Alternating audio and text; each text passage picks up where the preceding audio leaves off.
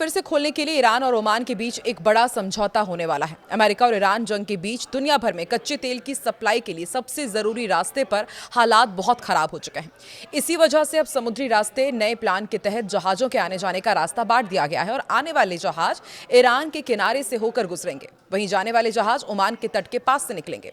और सबसे राहत की बात यह है कि इस रास्ते के इस्तेमाल पर जहाजों से कोई टैक्स या फिर टोल नहीं वसूला जाएगा। तो अब नया रोड मैप क्या होगा हॉर्मुज का, आपको समझाते हैं इस वीडियो में, और आखिर ईरान में क्या कुछ चल रहा है ये भी आपको बताएंगे। नमस्कार, मैं हूं आकांक्षा और आप देख रहे हैं न्यूज़ 18 का डिजिटल प्लेटफॉर्म। तो ईरान और ओमान के बीच जब से स्ट्रेट ऑफ हॉर्मुज को लेकर बात शुरू हुई थी, दुनिया की सांसें थमी हुई थी।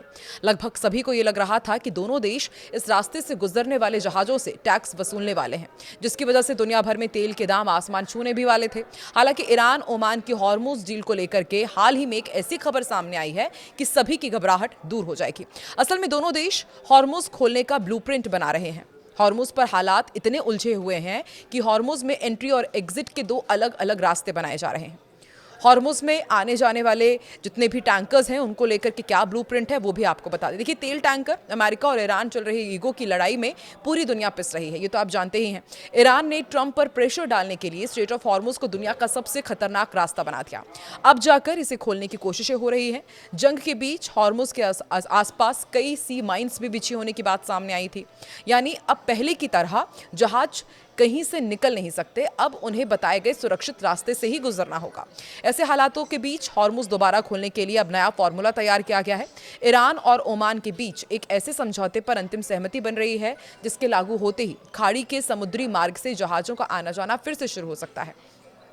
ईरान और ओमान के इस समझौते के तहत किसी भी जहाज से कोई फीस या टैक्स नहीं वसूली जाएगी। अंतर्राष्ट्रीय पत्रकार निक शिफ्रिन की एक रिपोर्ट के मुताबिक ईरान, ओमान, संयुक्त राष्ट्र की संस्था इंटरनेशनल मैरीटाइम ऑर्गेनाइजेशन और अमेरिका मिलकर इस टेम्परेरी सिस्टम का ऐलान करने वाले हैं। इस समझौते के तहत स्ट्रेट ऑफ हॉर्मुज की ट्रैफिक के दो हिस्सों में बांट दिया गया है। आने वाले जहाजों का जो रूट है वो आपको बताते हैं। ये व्यापारिक जहाज खाड़ी में दाखिल होंगे और फिर ईरान के तट के करीबी समुद्री रास्ते से होकर इन्हें गुजारा जाएगा। बाहर निकलने वाले जहाजों के लिए अलग रूट रहेगा, यानी कि खाड़ी से बाहर निकलने वाले आउटबाउंड जो जहाज रहेंगे उन्हें ओमान के तट के करीब वाले रास्तों से रवाना किया जाएगा। और इस पूरी प्रक्रिया के दौरान व्यापारिक जहाजों से किसी भी तरह का टोल या फिर नेविगेशन चार्ज नहीं लिया जाएगा। हालांकि राइटर्स की एक और रिपोर्ट है, इसके मुताबिक इस समझौते से ईरान को खाड़ी में दाखिल होने वाले जहाजों पर एक तरह से निगरानी और कंट्रोल का अधिकार मिल जाएगा, जिसे अमेरिका की ओर से तेहरान को दी गई एक बड़ी छूट के रूप में देखा जा रहा है। यह समझौता स्थायी नहीं है बल्कि टेम्परेरी सिस्टम है। इसका मकसद है अमेरिका और ईरान को फिर से सीज फायर और समझौते की मेज पर लाना। दोनों देशों के बीच 60 दिनों की टाइम लिमिट दोबारा शुरू होगी और इन 60 दिनों के दौरान ईरान के न्यूक्लियर प्रोग्राम, अमेरिका द्वारा फ्रीज की गई ईरानी संपत्तियों और हॉर्मुज के परमानेंट हल पर बातचीत हो पाएगी। और सबसे अहम बात यह है कि इन 60 दिनों के अंतरिम पीरियड में ईरान को अपना कच्चा तेल बेचने के लिए अंतर्राष्ट्रीय प्रतिबंधों में बड़ी ढील भी दी जाएगी। खाड़ी देशों के संगठन गल्फ कॉरपोरेशन काउंसिल यानी कि GCCC ने भी ईरान ओमान के इस अस्थायी समझौते का समर्थन किया। हालांकि कई रक्षा विश्लेषक के इस कदम से हैरान हैं।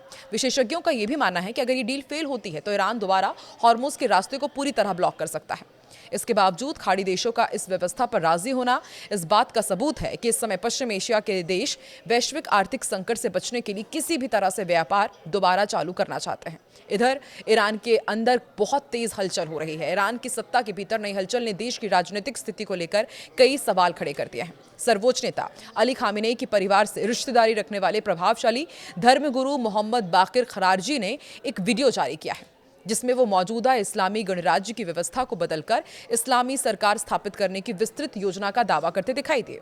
वीडियो में उन्होंने न सिर्फ एक पैरेलल संगठन तैयार होने की बात कही, बल्कि हजारों समर्थकों की संगठित ताकत के जरिए सत्ता व्यवस्था पर दबाव बनाने का रोड मैप भी पेश किया है। करीब 5 मिनट का उनका ये वीडियो सामने आया, जिसमें वो कहते हैं कि उन्होंने सालों पहले ही छाया सरकार तैयार कर ली थी। उनके मुताबिक संगठन के पास शासन चलाने के लिए 60 खंडों वाली एक विस्तृत योजना मौजूद है, जिसमें सरकारी संस्थाओं के संचालन से लेकर के नई व्यवस्था लागू करने तक का पूरा खाका तैयार है। उनका दावा यह भी है कि मौजूदा इस्लामी गणराज्य अब अपने मूल्य उद्देश्य से भटक चुका है और इसे बदलने की जरूरत है। खरारजी ने संगठन विस्तार का भी साफ लक्ष्य रखा। उन्होंने समर्थकों से कहा कि हर व्यक्ति को 17 नए लोगों को जोड़ने की प्रक्रिया में शामिल होना चाहिए और फिर इसी तरह से वो प्रक्रिया आगे बढ़ती जाएगी। और इस मॉडल के जरिए 1000 शहरों में 2.5 लाख लोगों का नेटवर्क तैयार करने का दावा किया गया है। उन्होंने ये भी कहा कि पहला सम्मेलन वो अपने संगठन के संसाधनों से कराएंगे और फिर जरूरत पड़ने पर 1 लाख लोगों की रैली आयोजित की जाएगी। उनका दावा था कि नेटवर्क मंत्रालयों तक की घेराबंदी करने की क्षमता रखेगा और वीडियो का सबसे चर्चित हिस्सा खामेनेई परिवार से जुड़ा दावा रहा। खरारजी ने यह कहा कि अली खामेनेई के बेटे मोज्तबा खामेनेई की सोच उनके पिता से भी अधिक कट्टरपंथी है। उन्होंने यह भी दावा किया कि मोज्तबा को कुछ सालों तक सत्ता के केंद्र से दूर रखा गया था, लेकिन वो लगातार उनके संपर्क में रहे। हालांकि इन दावों की स्वतंत्र पुष्टि नहीं हुई है और न ही ईरानी सरकार ने इन आरोपों पर कोई आधिकारिक प्रतिक्रिया दी है। 65 साल के मोहम्मद बाकर खरारजी ईरान के प्रभावशाली धार्मिक और राजनीतिक परिवार से आते हैं। उनके पिता विशेषज्ञों की सभा के सदस्य रहे हैं और उनके परिवार के अन्य सदस्य भी लंबे समय तक विदेश नीति और सत्ता प्रतिष्ठान से जुड़े रहे हैं। यही वजह है कि उनके बयानों को सामान्य राजनीतिक बयानबाजी की जगह सत्ता प्रतिष्ठान के भीतर चल रही संभावित खींचतान के संकेत के रूप में देखा जा रहा है। एक्सपर्ट्स के बीच इस वीडियो को लेकर अलग अलग राय सामने आ रही है। एक पक्ष ये मानता है कि ईरानी सत्ता जल्द ही खरारजी के खिलाफ कार्रवाई कर सकती है, तो दूसरा ये मानता है कि सत्ता के भीतर बढ़ते शक्ति शून्य का संकेत है, जहां अलग अलग धड़े खुलकर अपनी ताकत अब दिखा रहे हैं, यानी कि सब कुछ ये जो लड़ाई हो रही है वो पावर सेंटर को लेकर है। तीसरी संभावना ये भी जताई जा रही है कि भविष्य के नेतृत्व संघर्ष की तैयारी हो सकती है, जिसमें उत्तराधिकार को लेकर नई राजनीतिक जमीन तैयार की जा रही है। हालांकि वीडियो में किए गए कई दावों की स्वतंत्र पुष्टि नहीं हुई है, लेकिन इतना साफ है कि ईरान की सत्ता के भीतर वैचारिक संघर्ष और नेतृत्व को लेकर अनिश्चितता पहले से भी अधिक खुलकर सामने आने लगी है।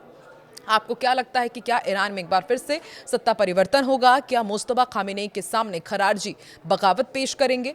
और जिस तरीके से हम देख रहे हैं कि ईरान और ओमान के बीच अब एक डील होने जा रही है जिससे स्ट्रेट ऑफ हॉर्मुज का रास्ता खुल सकता है, आपको क्या लगता है? या फिर अमेरिका कुछ प्रेशर पॉलिटिक्स फिर करेगा? कमेंट सेक्शन पर अपना रिएक्शन जरूर दें।